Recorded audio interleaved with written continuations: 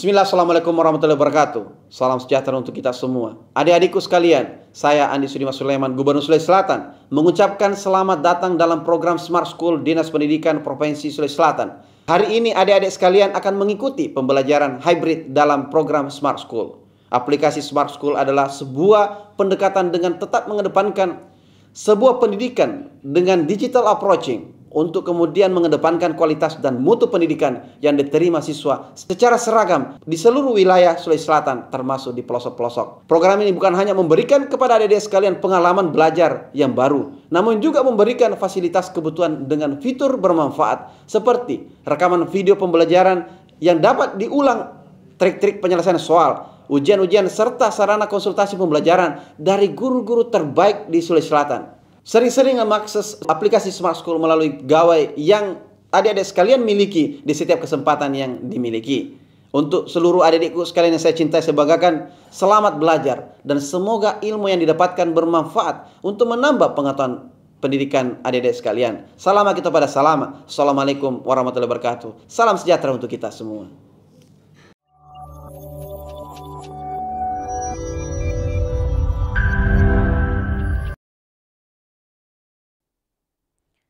Bismillahirrahmanirrahim. Assalamualaikum warahmatullahi wabarakatuh. Alhamdulillah, kita bertemu lagi dalam mata pelajaran ekonomi bersama saya, Kasmawati. Mari kita simak dengan baik materi kali ini.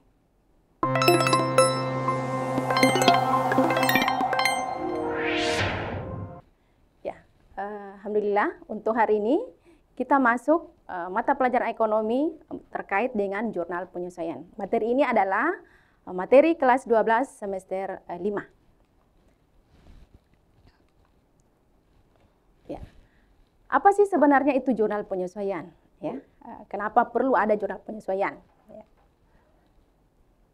Ya, apa pengertiannya? Ya. Kemudian apa fungsi dari jurnal penyesuaian ini? Kemudian formatnya bagaimana ya untuk jurnal penyesuaian? Kemudian akun-akun apa yang terkait dengan jurnal penyesuaian atau hal-hal apa yang memerlukan jurnal penyesuaian. Kita masuk yang pertama. Nah, jurnal penyesuaian adalah jurnal yang mencatat tentang penyesuaian catatan dengan fakta sebenarnya pada akhir periode. Jadi mungkin ada hal-hal yang kemudian itu memerlukan penyesuaian. Nah, apa fungsi dari jurnal penyesuaian? Yang pertama, menentukan akun nominal, dalam hal ini pendapatan dan beban ataupun biaya, agar dapat mengetahui kondisi sebenarnya dari akun tersebut selama periode akuntansi tertentu. Yang kedua, menentukan saldo catatan yang dimasukkan dalam akun buku besar di akhir periode, sehingga estimasi antara saldo kewajiban maupun harta akan memperlihatkan jumlah yang sebenarnya. Yang ketiga, untuk mengetahui situasi sebenarnya dari akun real, dalam hal ini harta, kewajiban, dan modal di penghujung periode yang dimaksud. Nah, bagaimana dengan format jurnal penyesuaian? Untuk format jurnal penyesuaian bersama dengan jurnal umum, ya. Ada nama perusahaan, ya ini identitasnya ya, nama perusahaan, kemudian apa yang kita buat dalam hal ini jurnal penyesuaian, kemudian waktunya, periodenya.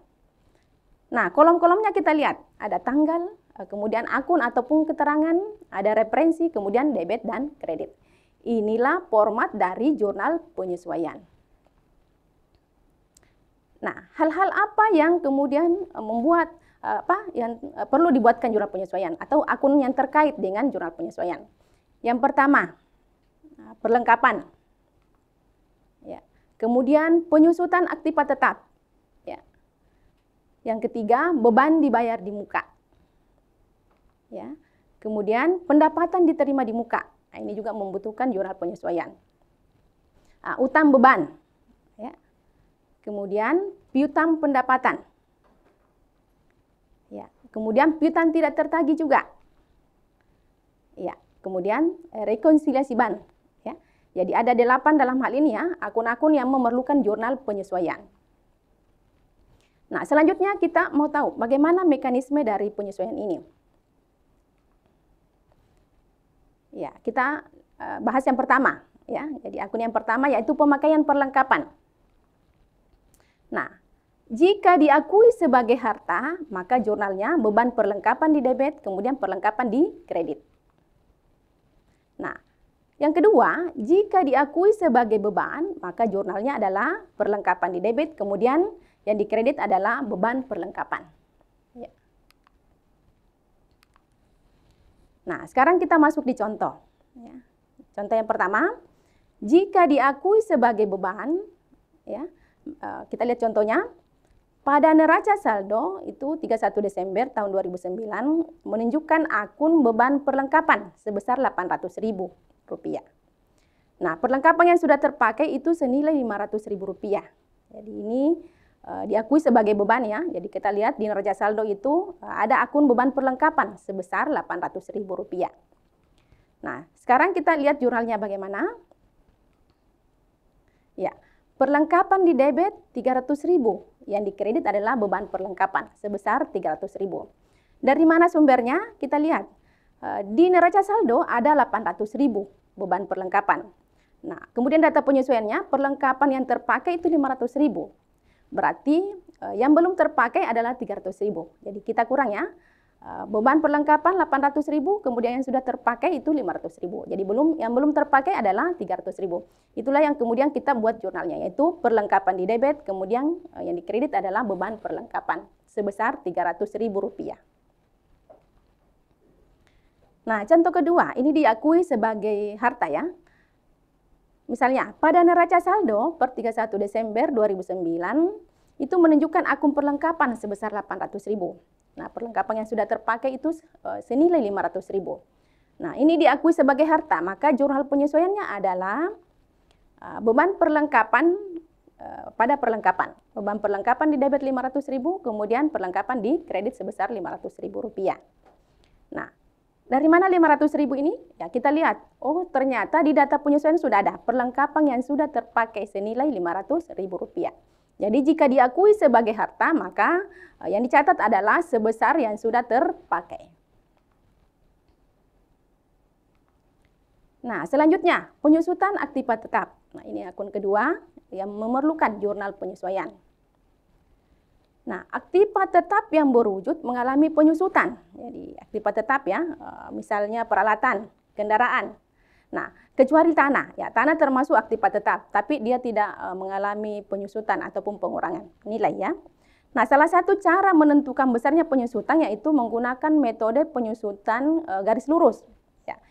Ini ada rumusnya, beban penyusutannya sama dengan harga perolehan dikurangi dengan nilai sisa dibagi dengan umur ekonomisnya. Nah, jurnal yang digunakan adalah beban penyusutan titik-titik pada akumulasi penyusutan titik-titik. Jadi misalnya peralatan, ya. Jadi beban penyusutan peralatan pada akumulasi penyusutan peralatan. Kalau misalnya kendaraan, maka beban penyusutan kendaraan pada akumulasi penyusutan kendaraan. Kita lihat contohnya. Pada neraca saldo per 31 Desember 2010, peralatan sebesar 3 juta.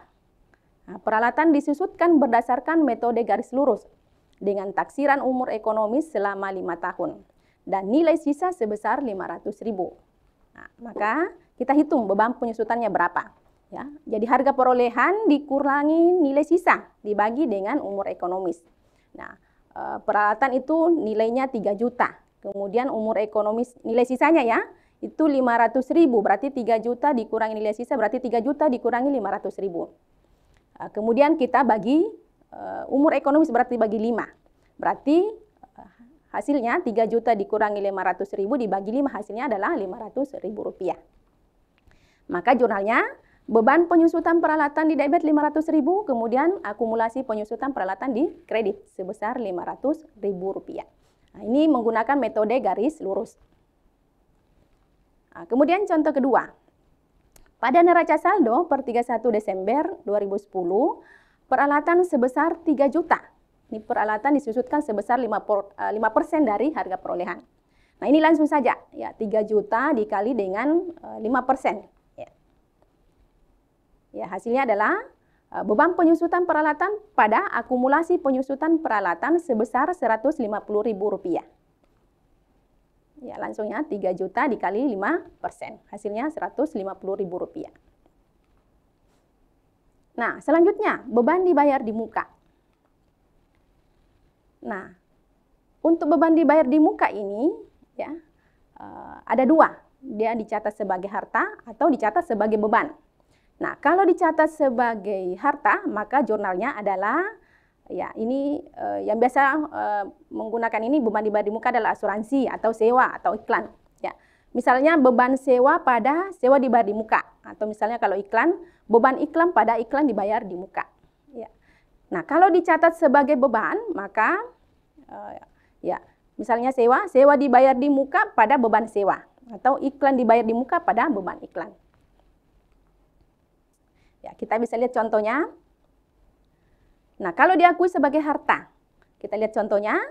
Pada neraca saldo per 31 Desember 2000 menunjukkan akun sewa dibayar di muka sebesar Rp1.800.000 untuk 1 tahun. Itu mulai tanggal 1 Oktober 2000, tahun 2000. Ya. Jadi, akun sewa dibayar di muka sebesar Rp1.800.000. Ini untuk 1 tahun. Ya. Maka jurnalnya adalah beban sewa pada sewa dibayar di muka, ya, itu sebesar Rp450.000. Ya, ini dicatat sebagai harta ya, diakui sebagai harta. Maka jurnalnya adalah beban sewa pada sewa dibayar di muka sebesar Rp450.000. Ya, kita lihat bagaimana pencatatannya. Jadi 1.800.000 ya, sewa dibayar di muka dikali ya dibagi 12 bulan ya, karena itu 1 tahun berarti 12 bulan. Berarti kita berhitung dari Oktober sampai Desember. Jadi Oktober sampai Desember berarti 3 bulan ya. 3 bulan yang sudah menjadi beban ya. Jadi 150.000 per bulan ya dikali dengan 3 bulan. Makanya mendapatkan Rp450.000. Jadi beban sewa pada sewa dibayar di muka 450.000. Itu diperoleh dari bisa juga 3/12 ya dikali dengan Rp1.800.000. Hasilnya Rp450.000. Nah, selanjutnya contoh kedua, ini diakui sebagai beban. Ya, kita lihat soalnya. Pada neraca saldo per 31 Desember 2000 terdapat akun beban iklan sebesar Rp600.000. Nah, pembayaran tersebut untuk 6 kali penerbitan. Sampai pada tanggal 31 Desember itu baru 2 kali diterbitkan. Kita lihat soalnya, beban iklan itu 600.000 ya di neraca saldo. Kemudian catatannya pembayaran itu untuk 6 kali penerbitan. Tapi ternyata sampai tanggal 31 Desember itu baru 2 kali diterbitkan.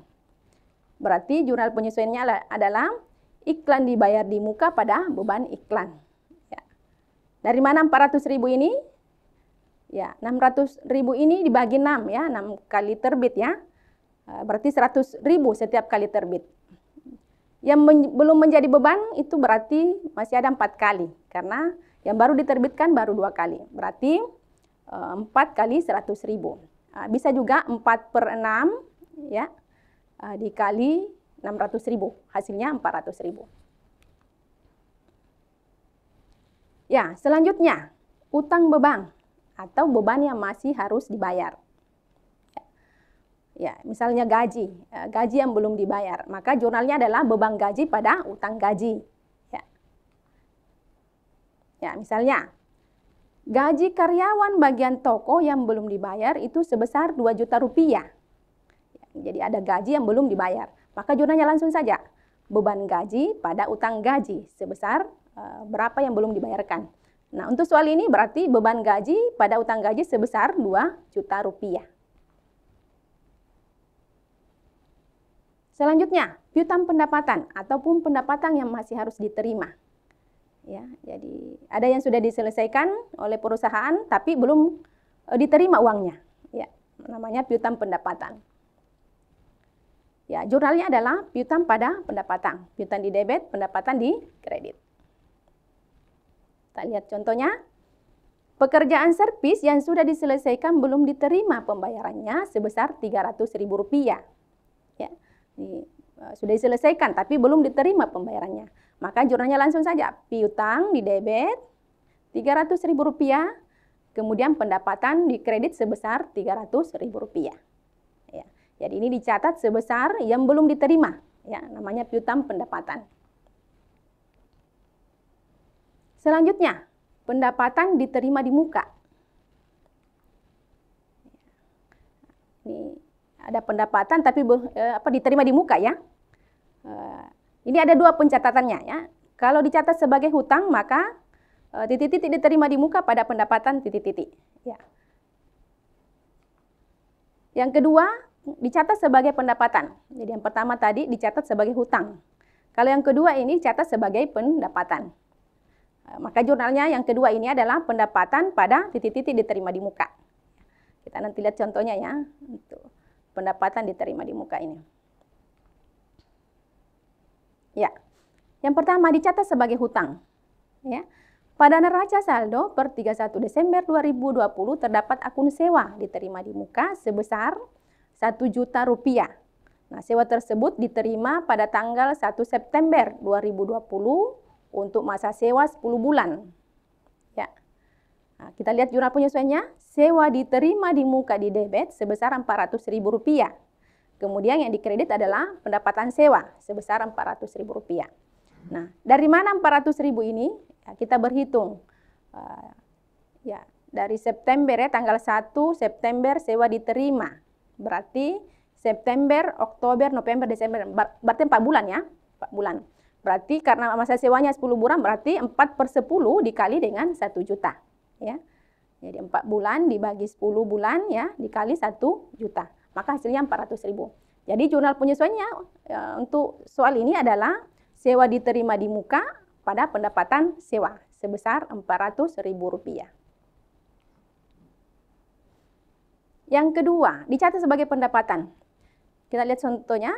Pada neraca saldo per 31 Desember 2020 terdapat akun pendapatan sewa sebesar Rp1 juta. Nah, sewa tersebut diterima pada tanggal 1 September 2020 untuk masa sewa 10 bulan. Nah, maka jurnalnya adalah pendapatan sewa pada sewa diterima di muka sebesar Rp600.000. Dari mana ini? Ya, kita lihat, ya, 6/10, ya, dikali dengan 1 juta. Ya. Ya, ini dicatat sebagai pendapatan, ya. Jadi pendapatan sewa pada sewa diterima di muka. Oke, kalau yang tadi itu dia dicatat sebagai hutang, ya. Kalau yang ini, yang kedua, itu dicatat sebagai pendapatan, ya. Berarti dia berhitung dari Januari, ya, sampai, ya, Januari. 10 bulan, ya, untuk sewa 10 bulan. Berarti dia berhitung tadi sudah 4 bulan, berarti yang sudah dilewati ini adalah 10 bulan, ya. Ya, berarti 6/10, ya. 6/10 kali 1 juta berarti Rp600.000. Jadi jurnal yang kedua ini adalah pendapatan sewa pada sewa diterima di muka sebesar Rp600.000. Selanjutnya, penghapusan piutang tak tertagih. Ya, ada piutang yang tidak bisa ditagih, mungkin karena perusahaannya bangkrut, ya, atau orang yang berutang itu tidak bisa lagi ditagih. Ya, maka ada penghapusan piutang, ya, penghapusan piutang tak tertagih. Nah, ada cara langsung, ya. Caranya adalah beban penghapusan piutang pada piutang. Langsung di debit, ya, beban penghapusan piutang, kemudian yang dikredit adalah piutang. Kita lihat contohnya. Piutang pada PT ABC tidak dapat ditagih lagi karena perusahaan tersebut sudah bangkrut. Itu sebesar 1 juta. Maka langsung saja, ya. Beban penghapusan piutang debit 1 juta, kemudian yang dikredit adalah piutang sebesar Rp1 juta.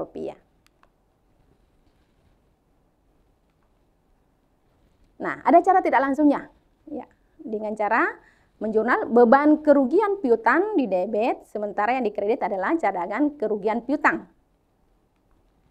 Ya, kita lihat contohnya, piutang pada PT ABC tidak dapat ditagih lagi karena perusahaan tersebut sudah pilot, ya, sebesar 1 juta.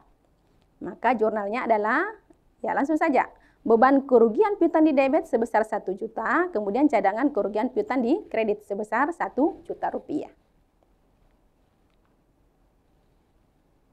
Terakhir, rekonsiliasi bank. Ya. Jurnalnya adalah kas di debit, kemudian beban administrasi di debit, ya, jadi kas dan beban administrasi di debit, kemudian yang di kredit adalah pendapatan bunga dan piutang dagang. Kita lihat contohnya. Rekening koran dari bank menunjukkan saldo kas sebesar Rp8.532.700.000. Nah, selisih tersebut terjadi karena bank telah mengkredit perusahaan sebesar Rp110.000 sebagai jasa giro dan penerimaan piutang sebesar Rp500.000. Kemudian mendebit perusahaan sebesar Rp10.000 sebagai biaya administrasi. Maka jurnalnya, ya, kas di debit sebesar Rp600.000. Ya. Kemudian beban administrasi Rp10.000. Itu yang di debit. Kemudian yang di kredit adalah pendapatan bunga sebesar Rp110.000. Kemudian piutang dagang Rp500.000. Ya. Inilah contoh dari rekonsiliasi bank. Nah, sekarang kita lihat contoh soal yang agak lengkap ya. Nah, perlu diketahui bahwa untuk membuat jurnal penyesuaian, datanya berasal dari neraca saldo dan data penyesuaian. Kita lihat contoh yang agak lebih lengkap ya. Ini ada data neraca saldo dari bengkel Masagena. Ya. Ada akun kas ya, dengan nomor akun 101 itu di debit Rp15 juta. Kemudian piutang usaha, nomor akunnya 102, itu di debit sebesar Rp1 juta. Kemudian perlengkapan itu Rp800.000 di debit. Kemudian sewa dibayar di muka, ya, itu di debit Rp6 juta. Kemudian peralatan di debit Rp7.500.000. Nah, yang di kredit adalah akumulasi penyusutan peralatan Rp750.000. Kemudian utang usaha di kredit juga Rp2 juta. Kemudian modal ya itu 22 juta di kredit. Prepay di debit 100.000. Kemudian pendapatan jasa 10 juta ya, 300.000 di kredit. Kemudian pendapatan jasa tadi di kredit, beban gaji di debit 2 juta. Kemudian beban asuransi itu di debit sebesar Rp2.400.000. Beban telepon, listrik dan air itu ada Rp250.000. Jadi totalnya ya kita lihat Rp35.050.000 itu debit dengan kredit. Nah, sekarang kita lihat data penyesuaiannya. Ya, data penyesuaian per 31 Desember itu perlengkapan yang tersisa Rp300.000. Kemudian yang kedua, sewa dibayar di muka untuk 1 tahun itu terhitung mulai Oktober 2021. Kemudian peralatan disusutkan sebesar 10%. Pendapatan jasa yang masih harus diterima sebesar Rp1 juta. Kemudian gaji karyawan yang belum dibayar sebesar Rp500.000. Nah, beban asuransi untuk 1 tahun terhitung mulai September 2021. Nah, berdasarkan data neraca saldo, kemudian data penyesuaian, kita diminta untuk membuat jurnal penyesuaiannya. Nah, kita lihat bagaimana jurnal penyesuaian. Ini ada berapa ya? 1, 2, 3, 4, 5, 6. Jadi ada 6 jurnal penyesuaian yang kita buat berdasarkan data penyesuaian yang ada. Nah, inilah jurnal penyesuaiannya dari soal tadi. Jadi ada data neraca saldo, kemudian data penyesuaian. Kita lihat ya. Yang pertama, perlengkapan yang tersisa Rp300.000. Kita lihat di neraca saldo. Perlengkapan di situ ada Rp800.000. Ya, berarti yang sudah terpakai ya itu sebesar Rp800.000 dikurang Rp300.000. Berarti Rp500.000. Kita lihat jurnalnya. Ya, yang pertama, beban perlengkapan pada perlengkapan sebesar Rp500.000. Kemudian yang kedua, sewa dibayar di muka untuk 1 tahun. Itu terhitung mulai Oktober 2021. Sewa dibayar di muka di sini ada 6 juta. Ya. Itu terhitung dari Oktober. Berarti Oktober, November, Desember. Berarti 3 bulan ya.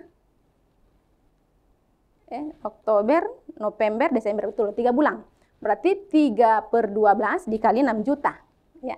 Berarti jurnalnya adalah ini Rp1.500.000 ya. Beban sewa pada sewa dibayar di muka sebesar Rp1.500.000. Kemudian yang ketiga, peralatan disusutkan sebesar 10%. Peralatan kita lihat di neraca saldo ada 7.500.000. Berarti 7.500.000 dikali dengan 10%. Berarti jurnalnya adalah beban penyusutan peralatan pada akumulasi penyusutan peralatan. Itu 750.000. Itu berasal dari 7.500.000 dikali dengan 10%. Kemudian gaji karyawan, yang keempat dulu ya, pendapatan jasa yang masih harus diterima sebesar 1 juta. Berarti ini piutang pendapatan. Berarti jurnalnya ya, piutang pada pendapatan ya sebesar 1 juta rupiah. Langsung saja ya untuk yang keempat ini. Kemudian yang selanjutnya gaji karyawan yang belum dibayar. Ya, berarti utang gaji.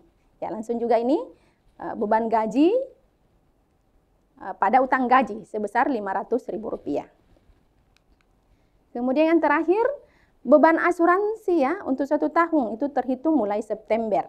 Ya, beban asuransi. Kita lihat beban asuransi itu ada 2.400.000. Ya. Nah, maka di sini jurnalnya adalah asuransi dibayar di muka pada beban asuransi sebesar Rp1.600.000.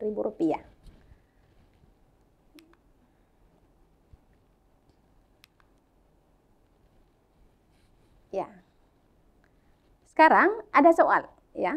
Salon Nanda mempunyai daftar sisa ini sebagian ya dan data penyesuaian sebagai berikut. Nah, perlengkapan di debit 1 juta. Kemudian asuransi dibayar di muka 6 juta. Beban gaji 3 juta. Ya, kita lihat data penyesuaiannya. Perlengkapan yang masih ada itu 300.000. Ya. Kemudian asuransi dibayar 1 Maret 2020 untuk 1 tahun. Gaji karyawan bulan Desember 2020 belum dibayar sebesar 1 juta. Nah, ini kita diminta untuk memilih ya jurnal penyesuaian yang benar di yang berikut ini. Ya.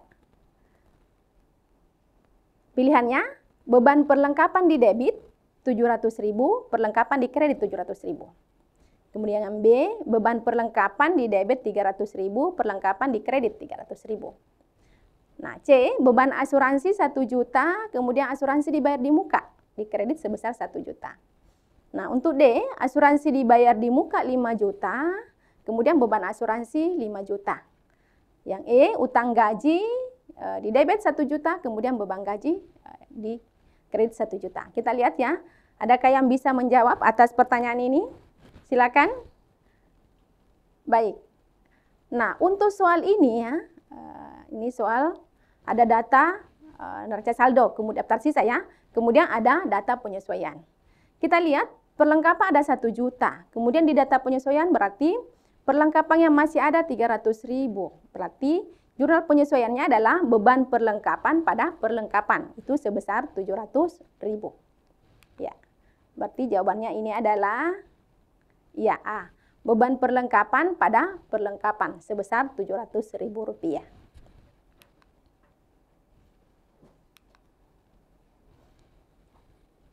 Ya. Selanjutnya,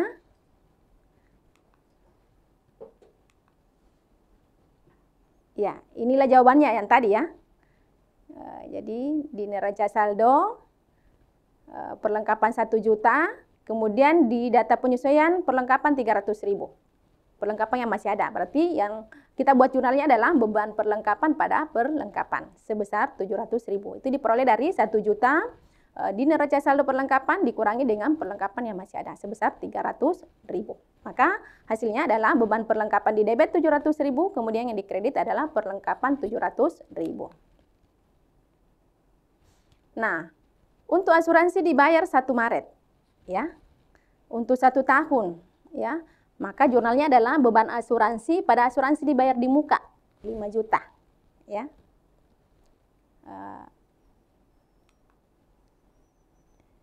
Kemudian gaji karyawan bulan Desember itu belum dibayar 1 juta. Ya, berarti ini langsung ya.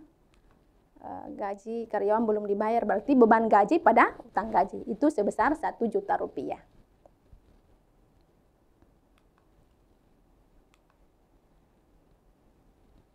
Ya. Ini menuntut ilmu di masa muda bagai mengukir di atas batu. Ya, demikianlah ya untuk pembahasan soal-soal kita hari ini ya terkait dengan jurnal penyesuaian.